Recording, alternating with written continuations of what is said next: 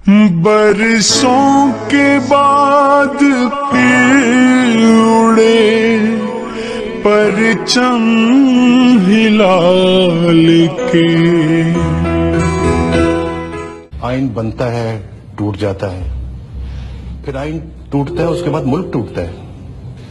جو ملک کو توڑنے والے ہیں، جو پاکستان کے آئین کو توڑنے والے ہیں، جو پارلیمنٹ کو توڑنے والے ہیں، جو آج عدلیہ کے ساتھ جو سلوک کر رہے ہیں، جو پاکستان کے اداروں کو توڑ رہے ہیں، جو پاکستان کی جڑوں کو کاٹ رہے ہیں، میں ان سے بات کر لوں، ان سے ڈیل کر لوں، ان سے میں سودے بازی کروں. کہ جب مشرقی پاکستان ٹوٹا تو کون پاکستان کا حکمران تھا؟ فوجی ٹولہ. اس نے پاکستان توڑا. کیا کسی نے آج تک قوم سے معافی مانگی؟ السلام علیکم. چینل مقدمہ سے نسرین حسین پرویز آپ کی خدمت میں حاضر ہے. یہ بھی میاں نواز شریف صاحب آپ کی خدمت میں کچھ گزارشات ہیں. آپ نے ابھی سن لیا آپ کیا فرماتے رہے ہیں، اور آپ کی بیٹی بھی ابھی حالیہ یہ گجرانوالے میں آپ نے، اور گجرات میں آپ کی بیٹی نے، آپ لندن سے بیٹھ کے بول رہے تھے، اور محترمہ جو ہے آپ کی بیٹی وہ یہاں بول رہی تھی. جس فوج کے بارے میں آپ سوال کر رہے ہیں کہ یہ ہوتے کون ہیں ہمارے ڈومین میں دخل دینے والے، یہ کون ہوتے ہیں پوچھنے والے، میں بتاتی ہوں کون ہوتے ہیں. چونکہ آپ نے 2 دفعہ، آپ کو 3 دفعہ بلکہ، آپ وزیر اعظم رہے، چیف منسٹر رہے پنجاب کے، آپ کے بھائی وزیر اعظم رہے، کیئر ٹیکر پرائم منسٹر.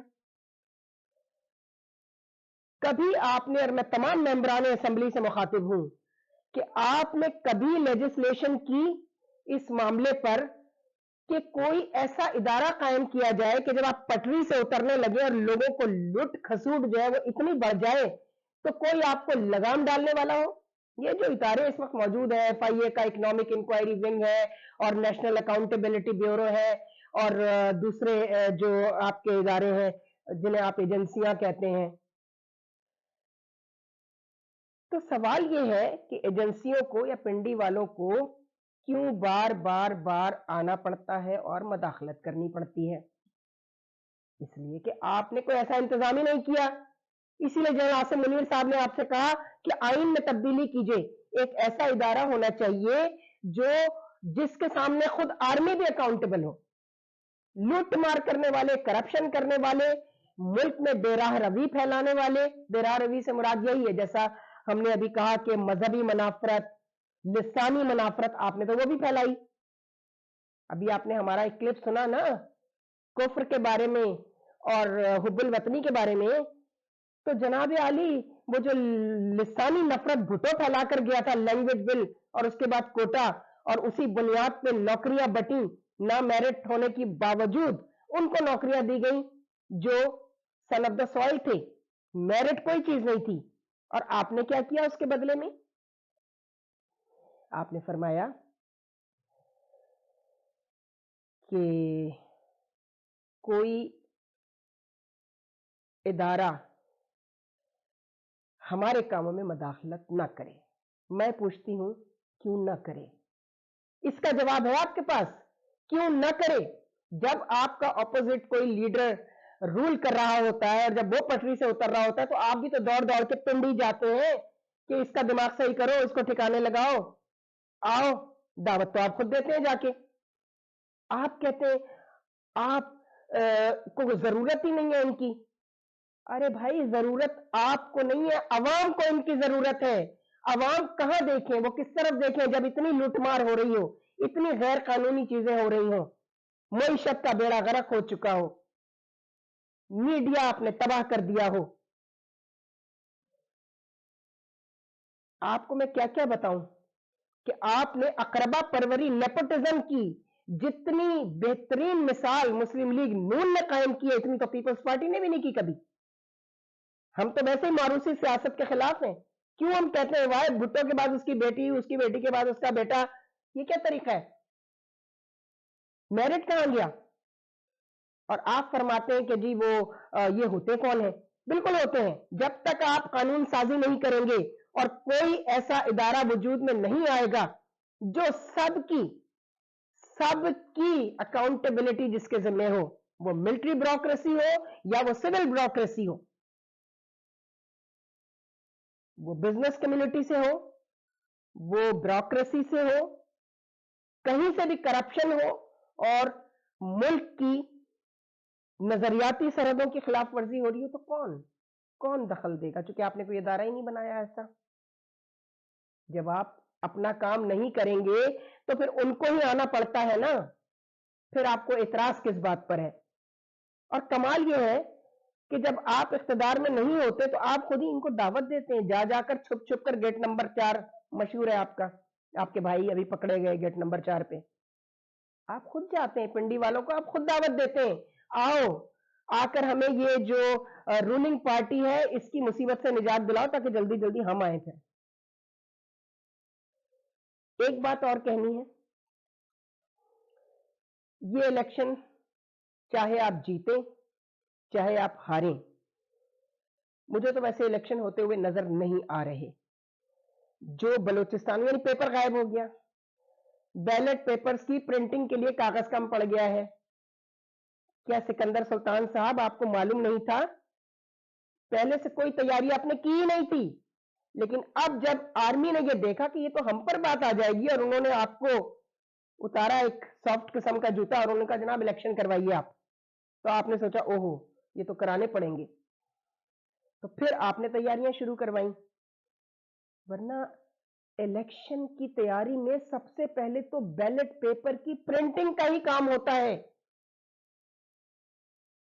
आपने अपने सेक्रेटरी और जेएस बजट से कोई इस मामले में अपने मेंबर्स को बिठाकर मीटिंग नहीं की कि हमारे पास कितनी रिसोर्सेज हैं, कागज कितना अवेलेबल है मार्केट में, क्या हम मार्केट से खरीदेंगे, अगर नहीं है तो क्या इंपोर्ट करेंगे? ऐसी कोई चीज आपकी तैयारियों में शामिल नहीं थी। इसीलिए मैं अभी देख रही हूं कि फलाने कॉन्स्टिट्यूंसी के लिए पेपर खत्म हो जाएगा, शायद हमारे पास पेपर नहीं है। और अब जाहिर है 8 दिन रह गए, 8 दिन में पेपर इंपोर्ट तो हो नहीं सकता, और अगर हो सकता है तो फिर पैसे बजट बढ़ जाएगा, यानी खाने पीने का एक और मौका आपके हाथ आएगा।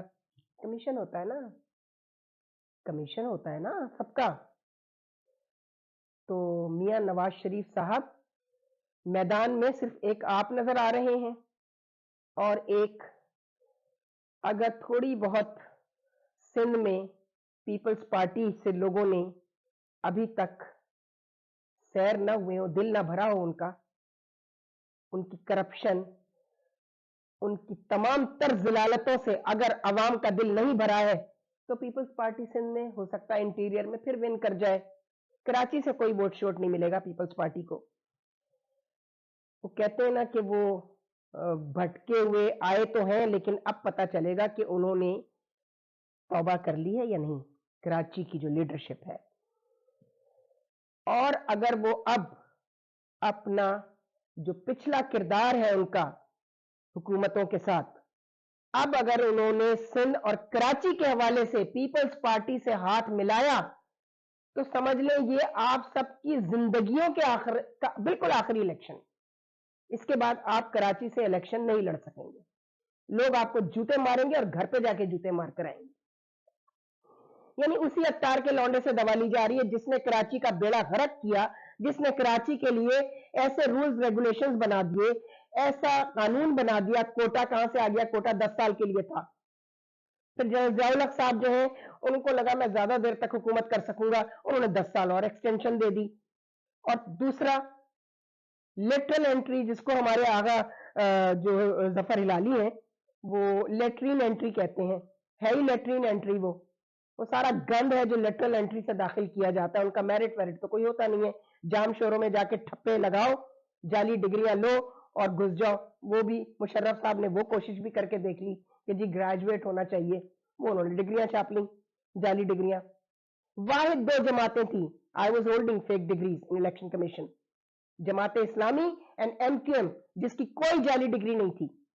तो सब जमातों के पास जाली डिग्रियां। तो आप मुझे ये बताइए, ऐसी शर्त लगाने से क्या ये बहुत बेहतर नहीं है कि कानून साजी की जाए, लेजिस्लेशन की जाए, जो लेजिस्लेटर्स हों वो पढ़े लिखे लोग हों, और जो सर्विस प्रोवाइडर्स हैं उनके लिए ग्रेजुएशन की शर्त लगाने के बजाय अगर किरदार की शर्त लगा दी जाए और वो बेहतरीन सर्विस प्रोवाइडर्स हों तो ही उनको मुंतखब किया जाए। हम तो हमेशा से पूरे निजाम के बदलने की बात करते हैं कि पाकिस्तान में पार्लियामेंट्री जमहूरियत फेल हो चुकी है। हमें लोकल गवर्नमेंट सिस्टम सूट करता है। हमने 2 दफा उसका एक्सपेरिमेंट किया और उसके रिजल्ट बहुत अच्छे थे। एक काउंसलर जो होता है या जो नाजिम या डिप्टी नाजिम होता है उसका छोटा हल्का होता है और उसके हल्के के लोग उसको जानते हैं। वो जो गड़बड़ करे लोग जाके उसको पकड़ सकते हैं। इसलिए लोकल गवर्नमेंट सिस्टम आना चाहिए, सदारती निजाम आना चाहिए, मगर सदर फौज से ना हो। यही इतराज है ना आप लोगों को हमेशा से, जो सारी आपकी आकर जो आपका नजला गिरता है इस बात पे गिरता है जी वो फौजी रूल आ गया। भाई फौजी रूल कहां से आ गया? आप अपना 342 की असेंबली होगी, अगर आप लोकल गवर्नमेंट में करते हैं तो छोटे यूनिट्स होंगे, तो वो 342 के बजाय 3,42,000 से भी ज्यादा आपके जो है वो काउंसलर्स और नाजिम और डिप्टी नाजिम होंगे। वो इलेक्टोरल कॉलेज इतना बड़ा हो जाएगा कि वो मिलकर सदर का इंतखाब करेगा और वो सिविलियन होगा। अब फौज कहां से आ गई? फिर गवर्नर रूल की बात होती है, वो भी सिविलियन गवर्नर होगा। Why martial administrator? आप खुद दावत देते हैं मार्शल को, आपकी जो हरकतें हैं वो जब वहां पहुंच जाती है जहां आपको कोई पूछने वाला नहीं होता, फिर फौज को आना पड़ता है। ये बात याद रखिएगा। मैं जनरल आसिम मुनीर साहब से मुखातिब हूं। आपके ऊपर बहुत इल्जाम आ रहा है कि आप मियां नवाज शरीफ को, नून लीग को सपोर्ट कर रहे हैं, इसलिए अगली हुकूमत तो है ही उनकी। मेरा ख्याल है कि आप हमसे बहुत ज्यादा बेहतर जानते हैं कि क्या हो रहा है और आप कभी भी ये ब्लंडर नहीं करेंगे, क्योंकि आपका क्या लेना देना है भाई नवाज शरीफ के साथ या मुस्लिम लीग नून के साथ? कुछ भी नहीं है। उन्होंने आपको चीफ बनाया है। आपको टीजीआईएसआई मुस्लिम लीग नून ने लगाया था, पीपल्स पार्टी ने लगाया था। आपको डीजीएमआई किसने लगाया? आपका अपना इदारा है, वहां से आपकी सिलेक्शन हुई। आपको ये देखना है कि अपने इदारे को और मुल्क को बचाना है। और जिनसे ये कौम एक्सपीरियंस कर चुकी है कि लुटेरे, डाकू, चोर वो आए थे जिन्होंने 4 साल की परफॉर्मेंस में कुछ भी नहीं किया। कंटेनर पे खड़े होकर गालम गलोच के अलावा इमरान खान ने और कुछ किया तो वो भी बता दें। अगर इमरान खान साहब इन 4 सालों की परफॉर्मेंस कोई उससे नहीं पूछ रहा है, जितने यूथी है और जितने ये पूरा इस्लामाबाद से लेके कराची तक और पेशावर तक जितना सोशल मीडिया इमरान खान से जिसको हमदर्दी है, उसने कभी इमरान खान से ये पूछा कि भैया आपकी 4 साल की परफॉर्मेंस तो बता दो जरा, आपने किया क्या है? सेहत कार्ड बना कहां के लिए? सिर्फ पंजाब के लिए, ताकि उनको वोट पंजाब, उनको दोबारा पंजाब चाहिए था पिंकी बेगम को। आज मैंने जो क्लिप्स करने थे ना वो उसी औरत पर करने थे। सबसे ज्यादा उस औरत को वो लान तान जो आज उस पर हो रही है वो मैं 1-1.5 साल से कर रही हूं, जब इमरान खान साहब इख्तदार में थे। और मेरे 5 क्लिप्स जो हैं ये बुशरा के हवाले से, पिंकी पीरनी के हवाले से मेरे चैनल पर मौजूद है, चैनल M5 पर। जो भी इसको देखना चाहे मैं आपको यहाँ पे टॉपिक्स बता दूंगी कि मैंने किन किन टॉपिक्स पर 5-6 क्लिप किए कि ये औरत है कौन। भाई आप, अब वो पिंकी, उनको अब बनीगाला भेजा गया, उस पर भी सैकड़ों किस्म की जो है वो अफवाहें भी हैं और उसमें हो सकता है कुछ हकाइक भी हो। हमें नहीं पता कि उसकी क्या हकीकत है जो अफवाह उड़ी हुई है कि आपको बनीगाला क्यों शिफ्ट किया गया है मैडम को। मैं बहुत ही बुरी बातें हैं जो मैं नहीं कहना चाहती। सबको मालूम है कि वो एक बदकार औरत है, वो एक बदकार औरत है। उसने इस मुल्क के साथ जो कुछ पिछले 4 सालों में किया, इमरान की गवर्नेंस के दिनों में, गवर्नमेंट के दिनों में, ऐसा तो किसी ने भी नहीं किया।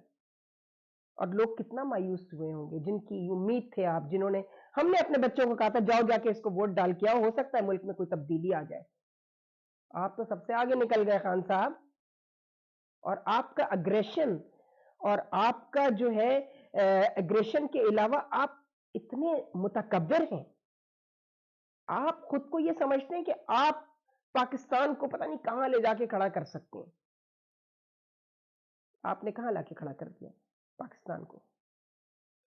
تو یہی آپ سے کہنا ہے کہ خدا کے لیے اپنے ووٹ کا استعمال جو ہے اس کو پہچانیں، اپنے آپ کو پہچانیں، اور اگلی آپ سے جو گفتگو ہوگی وہ ووٹ اور الیکشن کمیشن کے ہی حوالے سے ہوگی۔ خدا حافظ۔ افسانہ ہستی ہم اپنے آقا کو سنائے جاتے ہیں،